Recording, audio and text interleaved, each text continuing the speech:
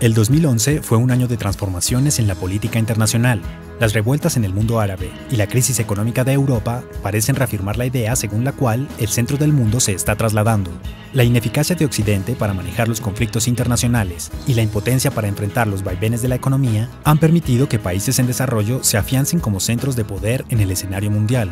Este cambio de jugadores y la aparición de nuevos conflictos plantea un panorama caótico, en el que la comunidad internacional se muestra sin capacidad de respuesta. Para entender mejor las dinámicas de la política internacional, hablaremos con Camilo Reyes.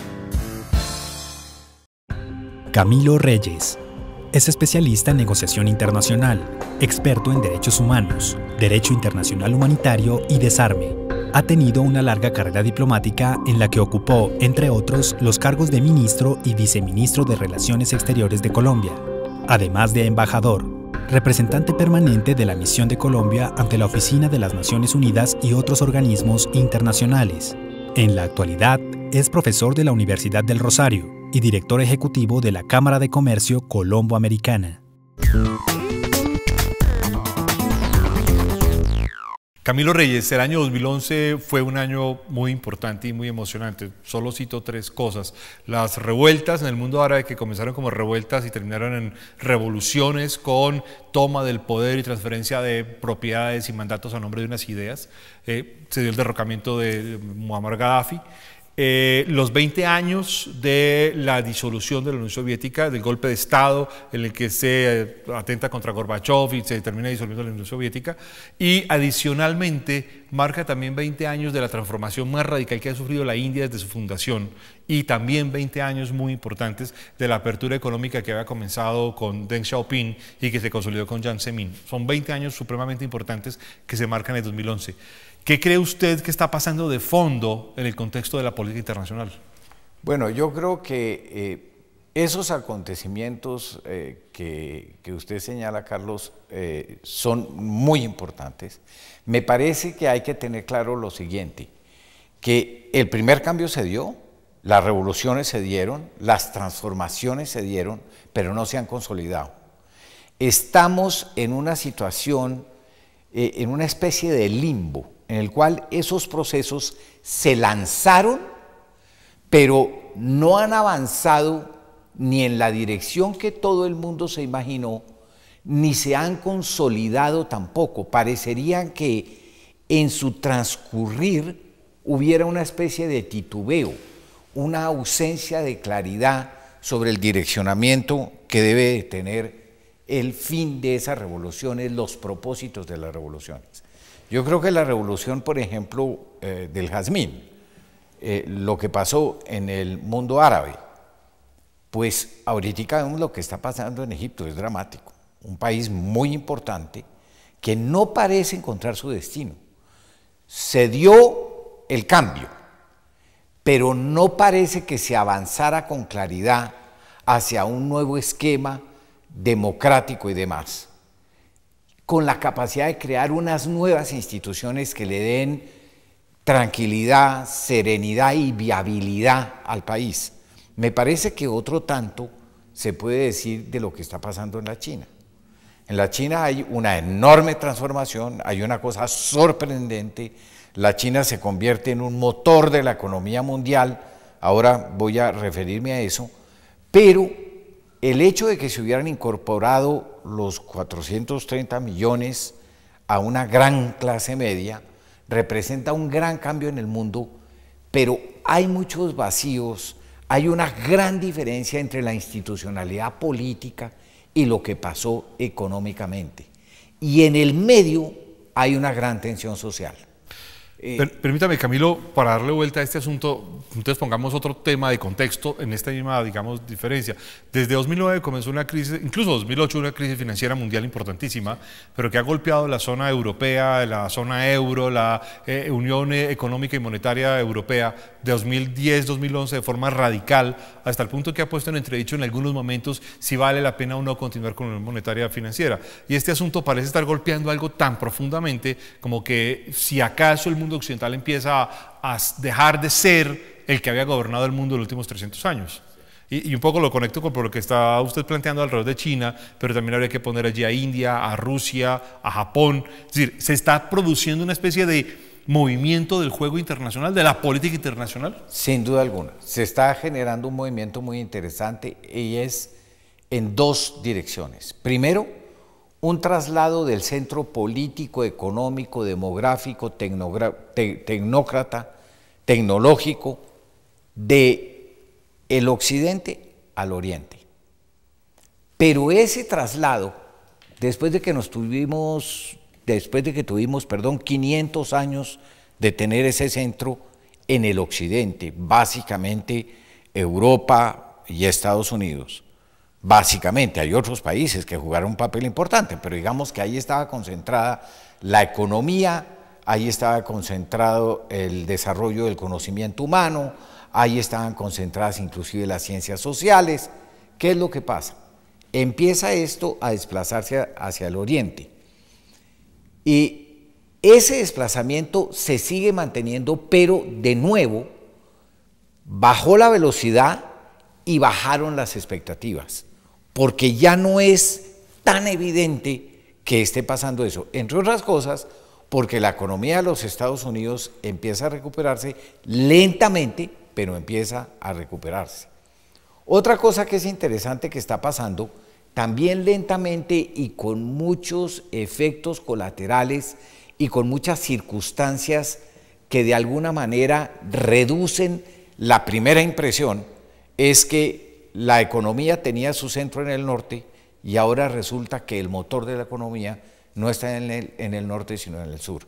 La economía que está moviendo al mundo es la de los países en desarrollo. Son la China, la India, América Latina y los países asiáticos en desarrollo. Son los que están realmente creciendo, los que están además generando posibilidades de crecimiento para los países desarrollados que se estancaron. A ver, Camilo, quiero volver como a hacer como una especie de inventario para tener claro que tenemos acá. Sí. Tenemos revueltas árabes que se debaten entre revolución y revueltas, lo que usted ha mencionado en el caso de Egipto, que es claro que Egipto hace una revuelta, revolución, tumba al gobernante, trata de hacer una transferencia de poderes y propiedades, pero no logra cuajar una institucionalidad, no hay una institucionalidad definida ni concreta. Libia es otro desastre absoluto, no es claro qué está pasando allí, con un gran desacierto de la intervención de la OTAN, y no tenemos claro qué pasó con muchísimos crímenes de la humanidad y todo lo que sucede alrededor de Libia. Y vemos que el mundo árabe, el mundo occidental no logra gobernar. Una situación dramática. Siria en guerra civil, Pakistán con el primer ministro prácticamente encarcelado durante estos últimos días y además en medio de una crisis de una guerra civil que podría generar una fractura de Pakistán con todo lo que significa Pakistán y guerra civil. Y bueno, y todo lo que sucede, la crisis financiera, económica, Estados Unidos empieza a plantear una especie de relación binaria o relación incluso bilateral mejor con China más que con Europa. Y esto nos trae una serie de actores nuevos, actores que no conocíamos o que muchos intelectuales han considerado como emergentes. China, India, Brasil, Turquía, y Egipto, que está perdido por ahora. Tenemos entonces un cambio radical, muy radical, de verdad de los jugadores internacionales y por tanto de las reglas internacionales. Yo sí creo que hay un cambio radical en los jugadores. Dudo de que las reglas internacionales estén cambiando con la misma velocidad y que ese cambio en las normas internacionales, en la institucionalidad internacional, se esté dando con ese mismo dramatismo. Creo que la institucionalidad multilateral y las normas internacionales también están en crisis, pero ahí hay una diferencia. No hay unos nuevos consensos que las reemplacen. Puede haber mucha crítica sobre los consensos anteriores. Puede haber mucha crítica sobre la naturaleza de la institucionalidad multilateral, de las reglas internacionales que se crearon después de la Segunda Guerra Mundial. Pero no hay un proceso válido que reemplace eso. No hay una propuesta alternativa. No hay una alternativa clara. Todo lo contrario, las alternativas que hemos visto que se van armando, y un buen ejemplo es lo que está sucediendo en América Latina, son alternativas que tienen realmente muy débil base, muy cuestionable consenso, muy poca solidez. Entonces, yo realmente creo que es absurdo pensar que a la OEA se la va a poder reemplazar con la Comunidad de Estados del Caribe y Latinoamericanos y el Caribe, el CELAC. No, eso, el Grupo de Río tenía su naturaleza, de ahí a creer que vamos a poder reemplazar a la OEA o que vamos a poder reemplazar a la Comunidad Andina, por más débil que esté. Nadie vuelve a negociar, en mi opinión, un tratado entre la Comunidad Andina, entre los países de la Comunidad Andina, que sea comparable con el Acuerdo de Cartagena, en que, por ejemplo, las decisiones se incorporaban automáticamente a la legislación nacional. Entonces yo creo que tenemos una crisis, muchos y muy nuevos actores, un cambio en el escenario internacional, pero desafortunadamente las posibilidades de que tengamos más caos son mayores, porque no veo que un sistema, unos acuerdos, unos consensos esté surgiendo de forma paralela. De hecho, hay algo curioso, Camilo, en este contexto, es que la caída de Muammar Gaddafi y el asesinato de Gaddafi por parte de unos rebeldes, la caída de Hosni Mubarak y el intento de linchamiento que ha pasado varias veces, la caída de Saleh en Yemen o el intento de tumbar a Bashar al-Assad, independiente de que sean dictadores o no, además todas las guerras civiles que se han abierto, pero otra serie de guerras que empiezan a suceder, la guerra del Kargil, por ejemplo, entre India y Pakistán en 1999, y otra serie de guerras que han caminado, digamos, estos últimos 20 años, los han marcado de forma rotunda.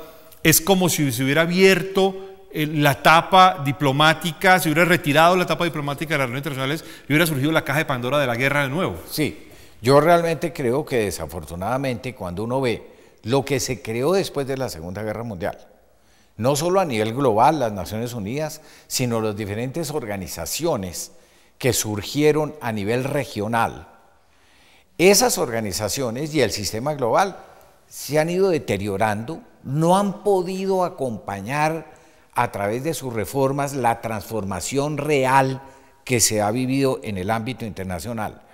Entonces, eso se ha ido deteriorando. No hay algo que lo reemplace y de lo contrario, se dio un fenómeno que a mí me parece particularmente grave, que es que empezaron a aparecer unas transformaciones en el tipo de conflictos. Entonces ya no solo hay conflictos entre estados, sino muchos conflictos internos, entre etnias, entre religiones, inclusive por tendencias culturales. Hay una gran cantidad, hay una nueva generación de conflictos, frente a los cuales la comunidad internacional no tiene ni instituciones ni instrumentos para enfrentarlos.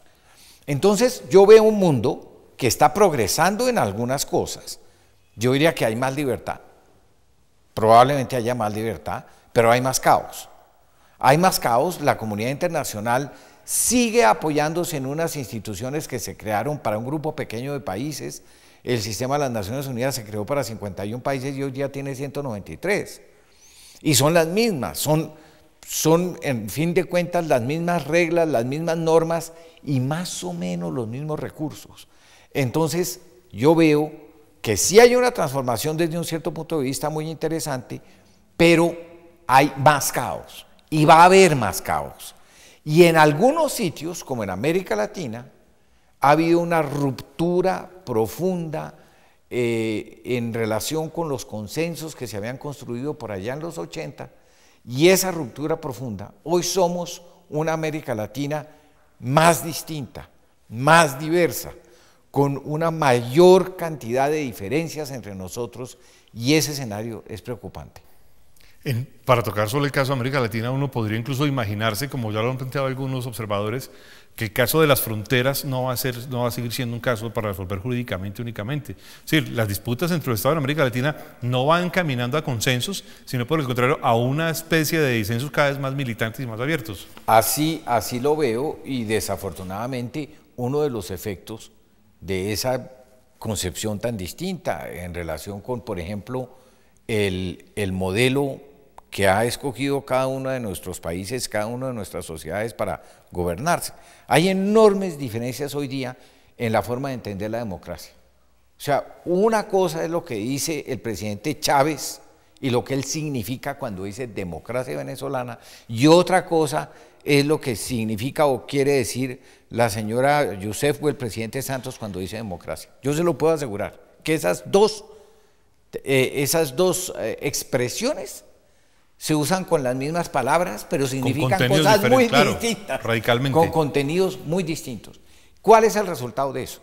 Que por ejemplo, los esfuerzos y las expectativas y las perspectivas para la integración son cada vez más difíciles, porque es que hacer integración basándose en modelos distintos es muy difícil. Por más de que uno diga, no, es que aquí nosotros respetamos la diferencia. Es que no son solamente modelos, son modelos, instituciones, intereses, concepciones del territorio, concepciones de explotación de recursos. Exactamente. Camilo, detengámonos un poco en estos nuevos grandes jugadores, porque claro, Europa parece autoeliminarse progresivamente, además cada vez hay menos confianza de que la Unión Europea, primero no es un Estado, pero segundo tiene la ambigüedad de que no es un Estado, pero tampoco es otra cosa, y entonces finalmente, ¿qué es la Unión Europea? Y en esta crisis ha demostrado sus grandes incapacidades.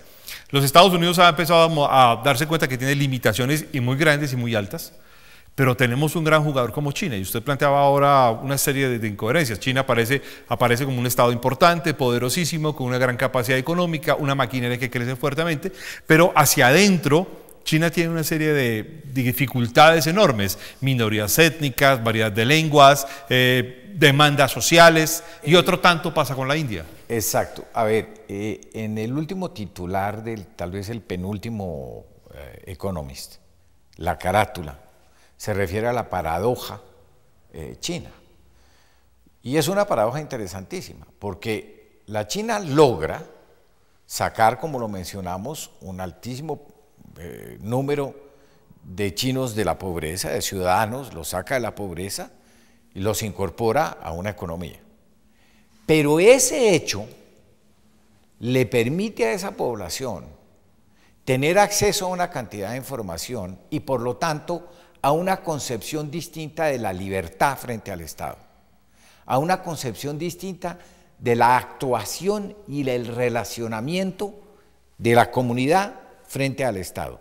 Y eso les está creando enormes problemas. Entonces, uno ve que el hecho de que hubieran llegado a ese nuevo estatus es lo que está alimentando una capacidad de disidencia y está demostrando una ausencia por parte del Estado de flexibilidad para reaccionarle a eso.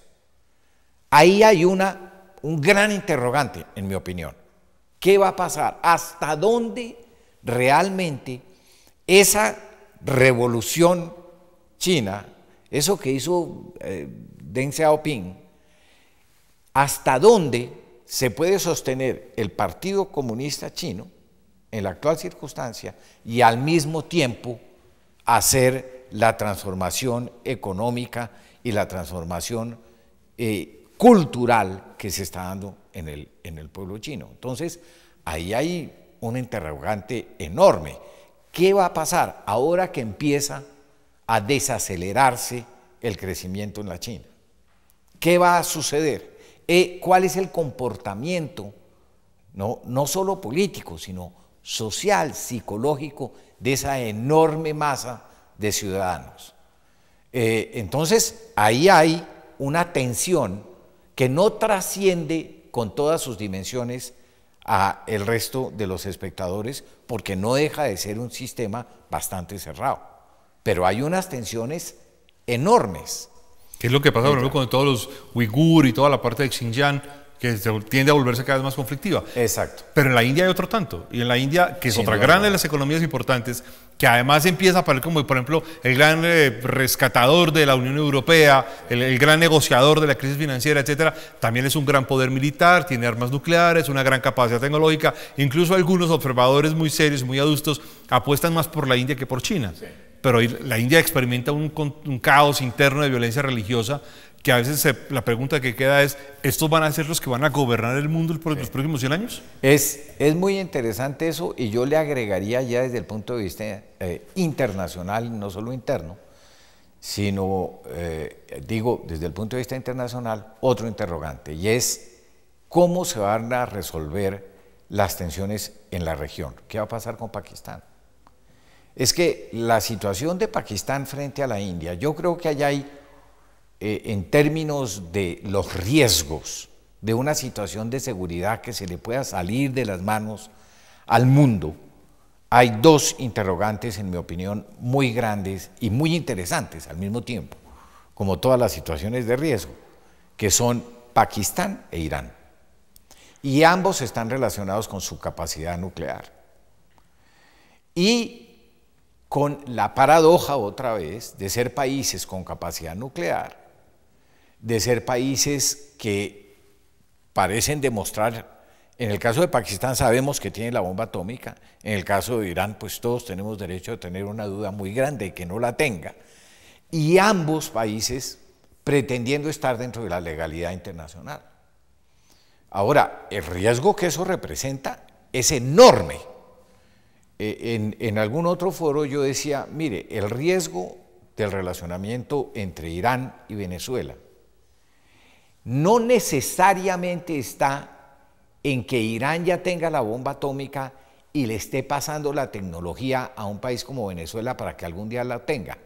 Es la simple amenaza de que la puede tener. Porque hay muchas armas que ya son suficientemente destructivas sin usarlas. Un arma cuando se usa para cometer un delito, por ejemplo, frente a una mujer, un delito sexual, esa arma ya está teniendo todos los efectos destructivos que podía tener y usted no la ha disparado. Es simplemente la amenaza, el terror que produce. Yo me pregunto, ¿cómo se transforma la política exterior en el mundo entero el día que haya la certeza de que Irán tiene una bomba atómica? ¿Qué pasa frente a Israel? ¿Cuál es el comportamiento de los aliados de Israel? ¿O qué pasaría en la lógica de la política exterior en América Latina el día que nosotros sospechemos que Venezuela puede estar haciendo una bomba atómica? Cambia totalmente el escenario del ejercicio de la política exterior.